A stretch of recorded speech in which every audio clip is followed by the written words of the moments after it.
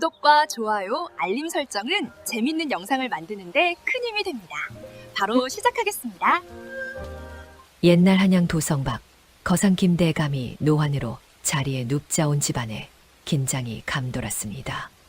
김대감은 재산을 모으는 데는 귀신 같았으나 두 아들에 대한 신뢰는 달랐습니다. 내 이제 기력이 다하여 너희에게 재산을 나누어 주고자 한다. 내 말을 잘 듣고 따르도록 하라. 김대감의 큰아들 내외 형님과 형수 금나는 번듯한 양반의 체면과 함께 거상의 권위를 누리고자 했으나 속으로는 재물에 대한 탐욕이 멈추지 않았습니다. 형수는 화려한 비단옷을 자랑하듯 걸치고 자리에 앉아 있었습니다. 반면 작은 아들 김도령과 그의 아내 명주는 한쪽 구석에 조용히 앉아 있었습니다. 김도령은 어려서부터 유약하고 겁이 많았고 명주는 유령 약재상인의 고아딸로 중인 계층 출신이었습니다. 명주가 시댁에 들어온 후로 형님 부부는 그녀의 출신을 빌미삼아 은근히 멸시하곤 했습니다. 듣자 하니 아버님께서 우리에게 큰 상가를 물려주신다 하셨습니다. 저기 천한 상업 계층 출신은 재물이나 계산할 줄 알지 가문의 복이 무엇인지는 알겠습니까? 형님은 아내의 말에 고개를 끄덕이며 짐짓거만한 표정을 지었습니다. 명주는 속으로 그 모욕을 새기며 오직 자신의 지혜만이 이 집안에서 스스로의 자리를 만들 수 있음을 알고 있었습니다. 내 재산은 너희가 짐작하는 바와 같다. 하나는 시장통에서 사람들이 발에 채이도록 북적이는 상가이고 다른 하나는 마을 외곽에 버려진 흉가이니라. 김대감의 말이 떨어지기가 무섭게 형님이 나섰습니다. 아버님, 소자 당연히 상가를 받아 가문을 더욱 번성시키겠습니다. 그 번듯한 상가야말로 소자에게 합당한 자리이옵니다. 형수 금난 역시 만족스러운 미소를 감추지 못했습니다. 허나 그 상가는 관리가 소홀하면 순식간에 재물을 잃기 쉬운 자리이다. 하지만 흉가라고 불리는 그 집은 다르다. 모두가 의아한 표정으로 김대감을 바라보았습니다. 그 흉가 지하에는 사계절 마르지 않는 샘이 있느니라. 밤마다 들리는 그 곡소리도 사실은 바위 틈으로 물줄기가 지나며 나는 공명음일 뿐이니라. 그 물소리는 귀신 소리가 아니라 재물을 모으는 소리이다. 어느 쪽을 택할 것인지는 너희 아우에게 달려있다. 형님 부부는 김대감의 말을 비웃었습니다. 아버님, 어찌 헛된 미신을 가지고 재산이라 하십니까? 그깟 곡소리가 무슨 재물이 된다는 것입니까? 재물은 사람이 직접 벌어야지요. 저 천한 상업 계층의 며느리나 혹하겠지요. 그 말에 명주는 더 이상 침묵할 수 없었습니다. 그들의 조롱은 자신의 출신에 대한 모욕이자 남편의 몫을 무시하는 행위였기 때문입니다. 명주는 차분하게 남편에게 눈짓했습니다. 남편 김도령은 겁에 질려 덜덜 떨면서도 아내의 단단한 눈빛에 이끌렸습니다. 서방님, 아버님 말씀이 맞습니다.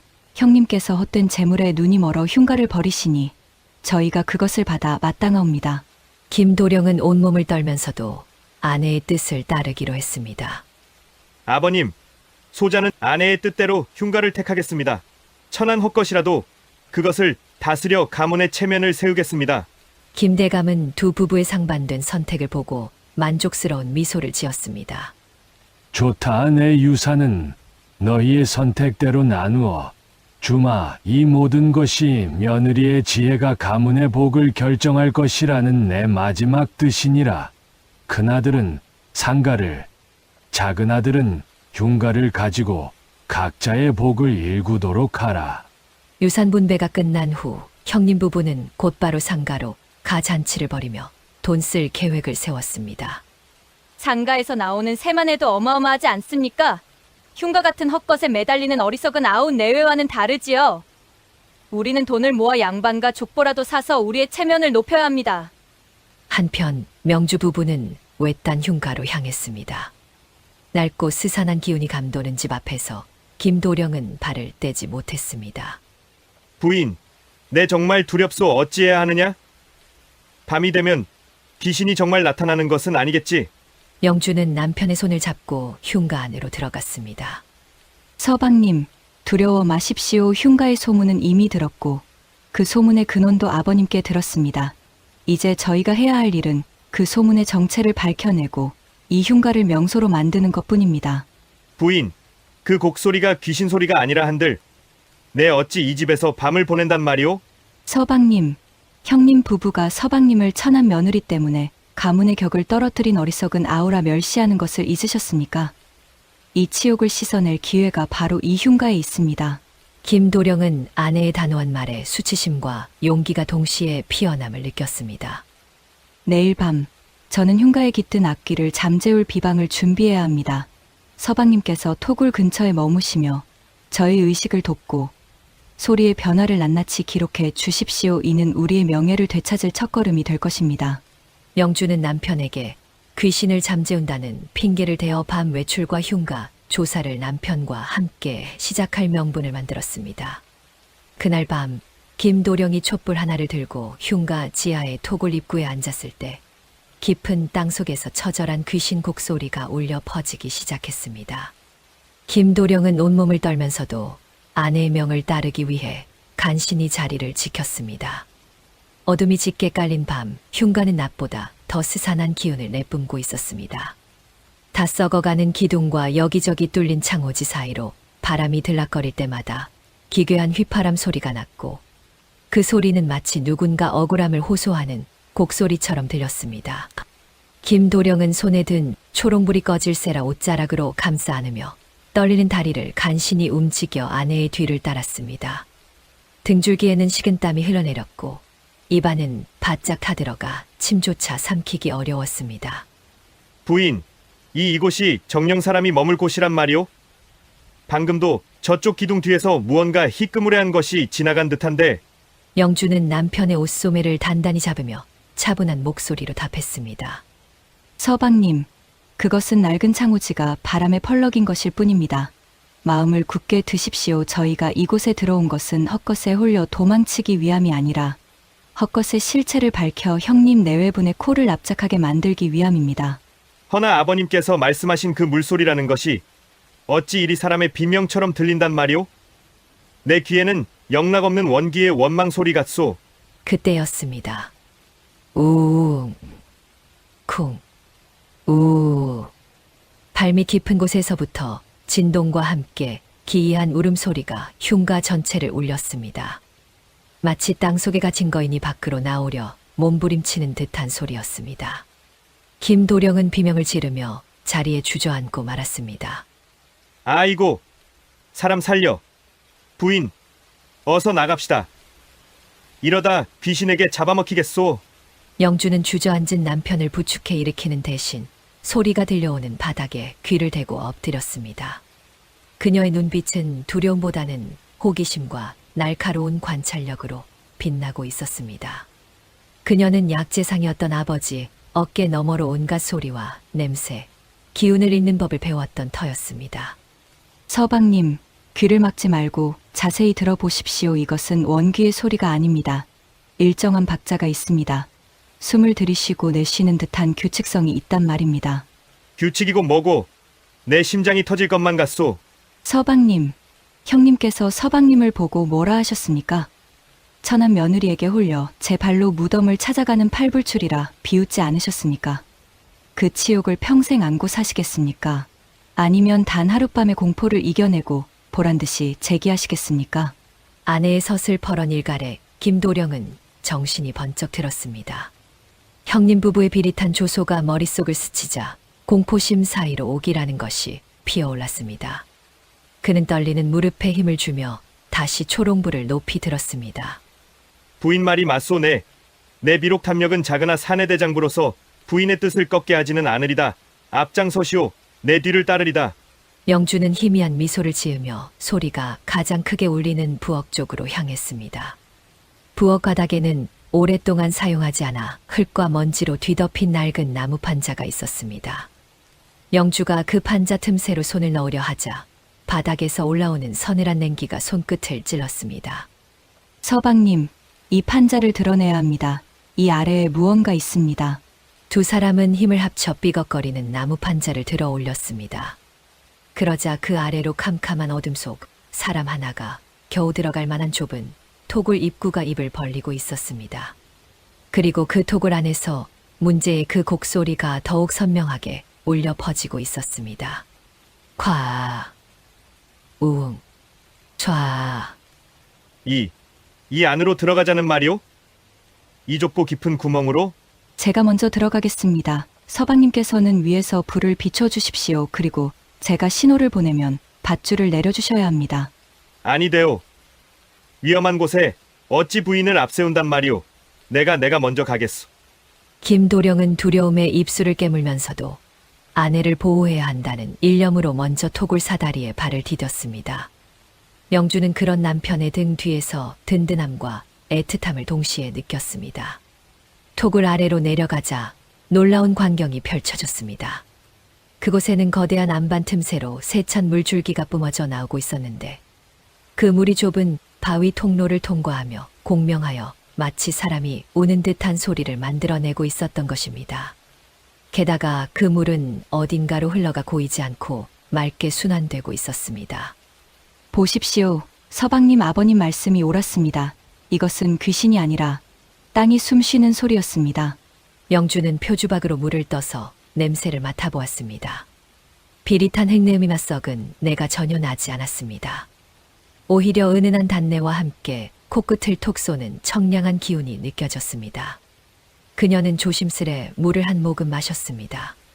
혀끝에 닿는 물맛은 달고 목 넘김은 부드러우면서도 끝맛이 깔끔했습니다. 영주의 눈이 확신으로 빛났습니다. 하지만 그녀는 아직 남편에게 모든 계획을 말하지 않았습니다.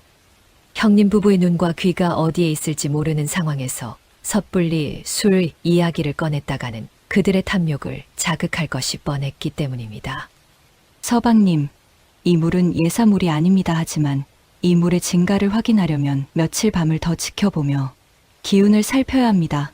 그러니 밖에는 제가 귀신을 달래는 기도를 드린다고 하시고 밤마다 이곳에서 물을 길어 올려 주십시오.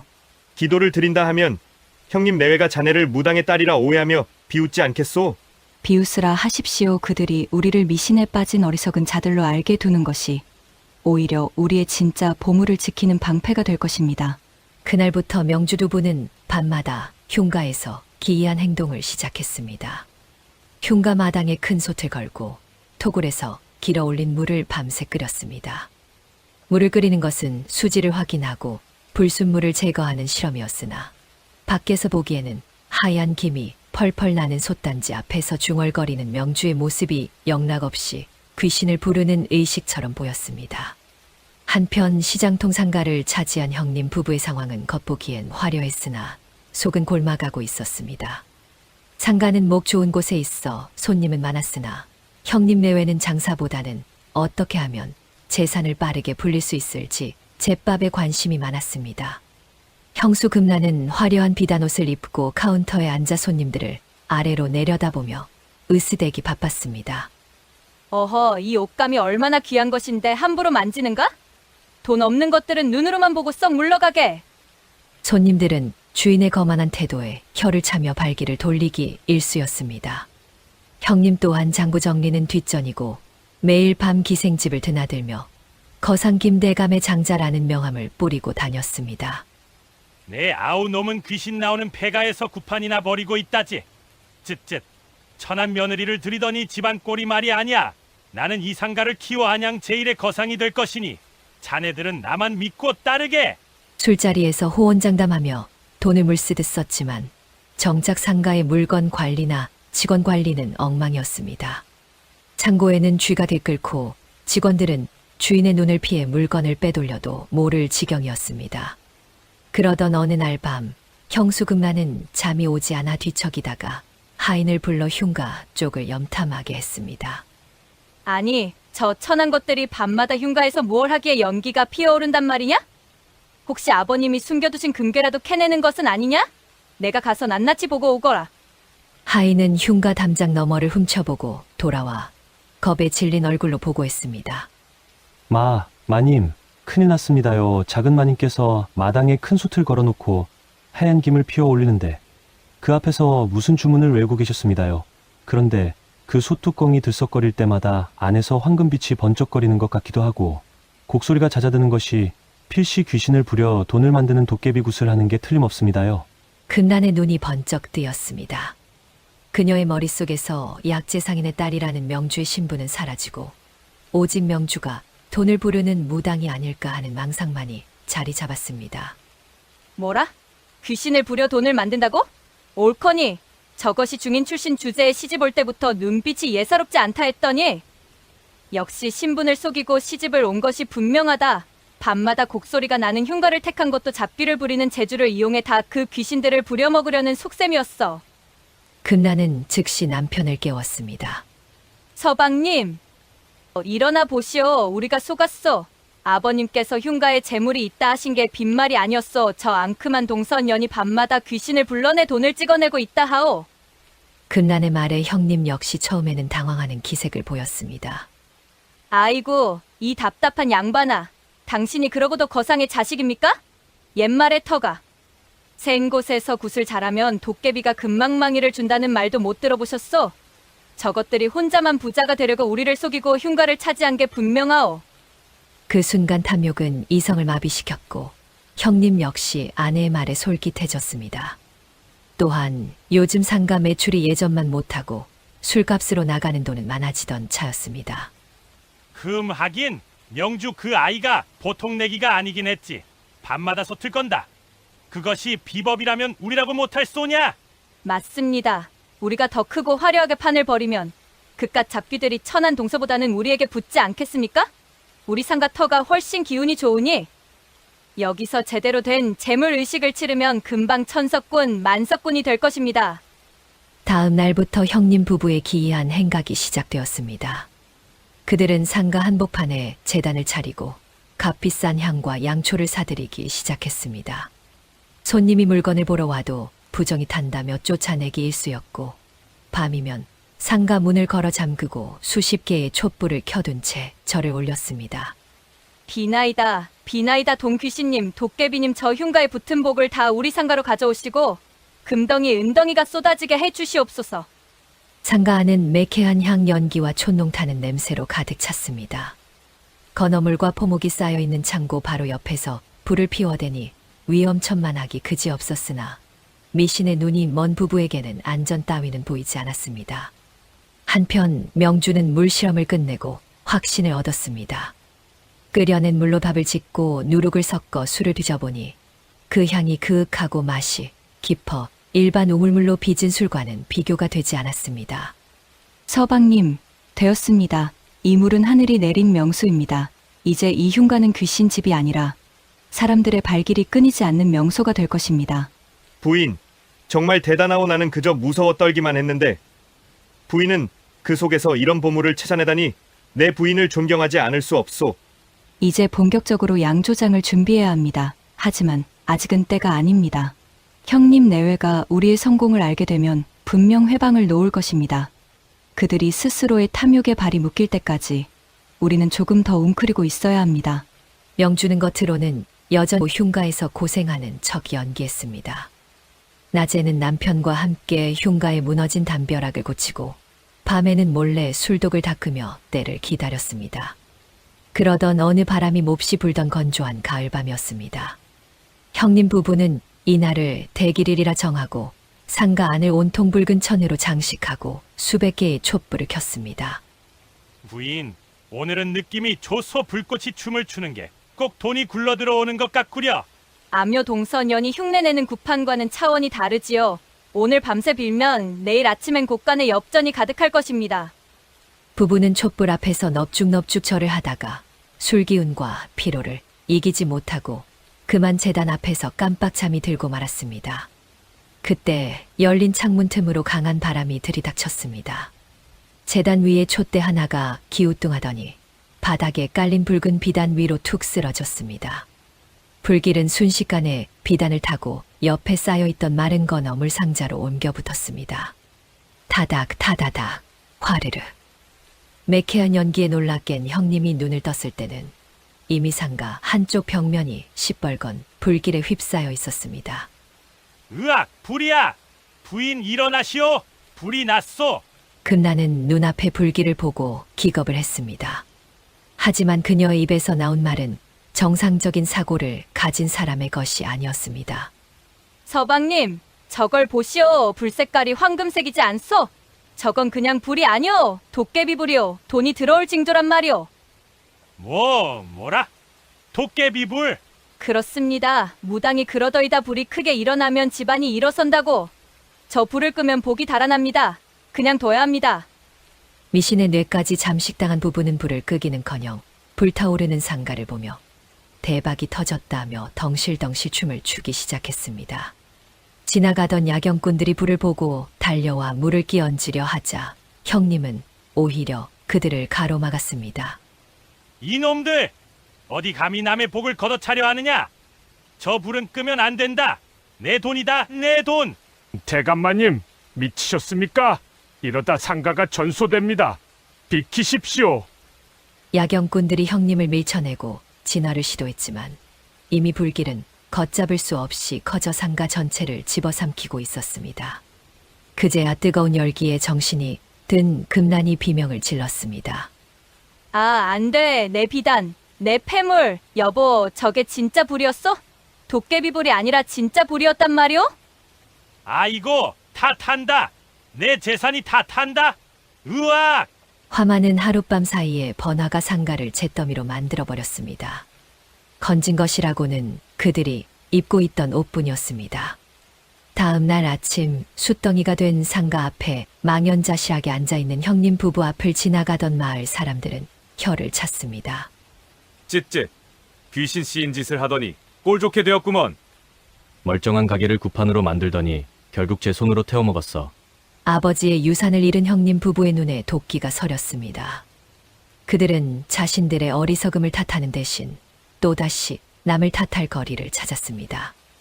이게 다 저주 때문이다. 흉가에 사는 동선연이 귀신을 잘못 건드려. 그 화가 우리에게 미친 게야. 그렇지 않고서야 우리가 정성 들여 기도한 날에 불이 날 리가 없지 않습니까? 맞소! 그년이 우리를 질투해서 살을 날린 게 분명하오! 관하로 가십시다! 관하로 가서 고발하고 그년이 가진 흉가라도 뺏어야겠소! 탐욕과 미신에 찌든 부부는 득달같이 관하로 달려갔습니다. 그리고 고을 수령 앞에서 목청을 높여 명주를 고발했습니다. 사또! 제 아우의 처 명주라는 여인이 요사스러운 술법으로 제 가게에 불을 질렀습니다. 그 여인은 본래 근본 없는 중인 출신으로 밤마다 흉가에서 귀신을 부르는 구판을 벌였습니다. 그렇습니다요.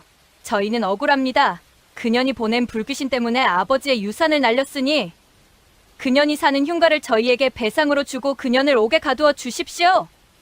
사또는 형님 부부의 황당한 주장에 미간을 찌푸렸지만 한편으로는 밤마다 흉가에서 연기가 난다는 소문을 들은 터라 사실 확인을 위해 명주 부부를 호출했습니다. 잠시 후 명주와 김도령이 관아에 들어섰습니다. 명주는 단정하고 깨끗한 옷차림으로 두려움 없는 눈빛을 하고 있었습니다. 김도령 역시 예전에 주눅든 모습이 아니었습니다. 내가 명주냐? 형님 내외가 너를 방화와 요술 혐의로 고발하였다. 밤마다 흉가에서 무엇을 하였느냐? 형수 금난이 명주를 노려보며 소리쳤습니다. 이 요물! 내가 밤마다 솥단지 걸어놓고 주문 외우는 걸 내 하인이 다 봤다. 어서 바른 대로 불어라. 명주는 차분하게 고개를 들고 사또와 형님 부부 그리고 구경 나온 마을 사람들을 둘러보았습니다. 사또, 그리고 형님 저는 요술을 부린 적도, 귀신을 부른 적도 없습니다. 저는 그저 아버님께서 남겨주신 진짜 유산을 가꾸고 있었을 뿐입니다. 진짜 유산! 흉가가 무슨 유산이란 말이냐? 거짓말 마라! 그것이 거짓인지 아닌지는 흉가에 가서 직접 확인해 보시면 될 일입니다.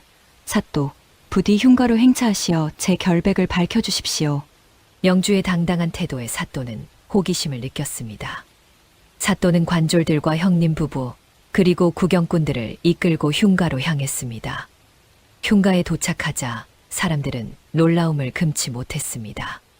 귀신이 나올 것 같던 폐가는 어느새 말끔하게 수리되어 있었고 마당 한가운데에는 덮개를 덮은 우물 같은 것이 자리 잡고 있었습니다. 형님께서 밤마다 들린다고 무서워하시던 곡소리, 그리고 제가 밤마다 솥을 걸고 씨름하던 것의 정체가 바로 여기에 있습니다. 명주가 김도령에게 눈짓하자 김도령이 우물 덮개를 힘껏 걷어냈습니다. 콸콸콸. 그 순간 맑고 청아한 물소리가 울려 퍼졌습니다. 바위 틈에서 솟아오른 지하수가 햇살을 받아 보석처럼 반짝였습니다. 이것은 땅속 깊은 곳에서 솟아나는 천연 안반수입니다. 물살이 새어 바위 틈을 지날 때 소리가 났던 것뿐 귀신의 곡소리가 아닙니다. 저는 밤마다 이 물을 끓여 불순물을 없애고 술을 빚기에 가장 좋은 온도를 찾고 있었습니다. 명주는 미리 준비해 둔 표주박으로 물을 떠서 사또에게 올렸습니다. 사또가 물을 마셔보니 그 맛이 달고 시원하여 정신이 맑아지는 듯 했습니다. 물맛이 기가 막히구나. 이것은 약수로다. 예, 사또 저는 약재상이었던 친정아버지에게 배운 지식으로 이 물이 귀한 약수임을 알았습니다. 형님 내외부는 보이지 않는 귀신과 헛된 미신을 쫀들아 눈앞에 상가를 태워 먹으셨지만 저는 두려움 속에 숨겨진 이 맑은 실리를 캐내어 술을 빚으려 했습니다. 명주의 통쾌한 일갈에 형님 부부의 얼굴은 흙빛이 되었습니다. 아니 그게 귀신 소리가 아니라 물소리였다고? 그럼 우리가 헛것을 보고 제사를 지내다 불을 냈단 말인가? 이복의 동서아니, 재수씨, 그 물 우리랑 반반 나눕시다. 우리도 아버님 자식인데 그 물에 대한 권리가 있지 않겠소? 형님은 염치불구하고 또다시 욕심을 부렸습니다. 하지만 사또가 엄하게 꾸짖었습니다. 내 이놈들, 너희는 헛된 욕심에 눈이 멀어 귀한 상가를 태우고 죄 없는 사람을 모함하였다. 또한 화재로 인한 주변 상가의 피해가 극심하니 너희의 남은 재산은 그 피해 복구에 쓰일 것이다. 당장 이들을 끌어내어 곤장을 치고 쫓아내라. 형님 부부는 관졸들에게 끌려나가며 비참하게 울부짖었습니다. 마을 사람들은 그들의 몰락을 보며 인과응보라며 손가락질했습니다. 그로부터 몇 달 후 흉가 자리에는 명천 양조장이라는 간판이 걸렸습니다. 명주가 빚은 술은 그 맛이 기가 막혀 한양도성은 물론 왕실에까지 진상되는 명주가 되었습니다. 김도령은 더 이상 유약한 도령이 아니었습니다. 그는 양조장의 듬직한 주인이 되어 명주의 뜻을 받들고 아내를 존경하며 살았습니다. 어느 눈 내리는 겨울날 양조장 뒷문으로 한 남녀가 찾아왔습니다. 바로 형님 부부였습니다. 아우야, 재수씨 밥 한 끼만 적선해 주시오. 우리가 잘못했소. 명주는 그들을 매몰차게 내치지 않았습니다. 대신 그들에게 술지개미를 나르는 지게를 던져주었습니다. 공짜 밥은 없습니다. 하지만 땀 흘려 일하신다면 굶기지는 않겠습니다. 이 양조장의 가장 낮은 곳에서부터 다시 시작하십시오. 그것이 형님들께서 버리셨던 진리를 배우는 길입니다. 형님 부부는 눈물을 흘리며 지게를 짊어졌습니다. 탐욕의 무게 대신 노동의 무게를 짊어진 그들의 뒷모습을 보며 명주와 김도령은 조용히 미소 지었습니다. 그 후로도 명천 양조장의 술 익는 냄새는 오랫동안 마을을 행복하게 채웠습니다. 또한 명주와 김도령은 거상 김대감의 기일마다 가장 잘 빚은 명주로 제사를 올렸습니다. 아버지의 무덤 앞에서 김도령은 지혜로운 아내 덕분에 두려움을 극복하고 진실을 마주하는 용기를 깨달은 사실을 평생 잊지 않고 아내를 존중하며 살겠다고 다짐했습니다. 명천 양조장의 술 익는 냄새는 오랫동안 마을을 행복하게 채웠습니다. 명주와 김도령 두 사람은 서로를 아끼며 평생 행복하게 살았다고 합니다.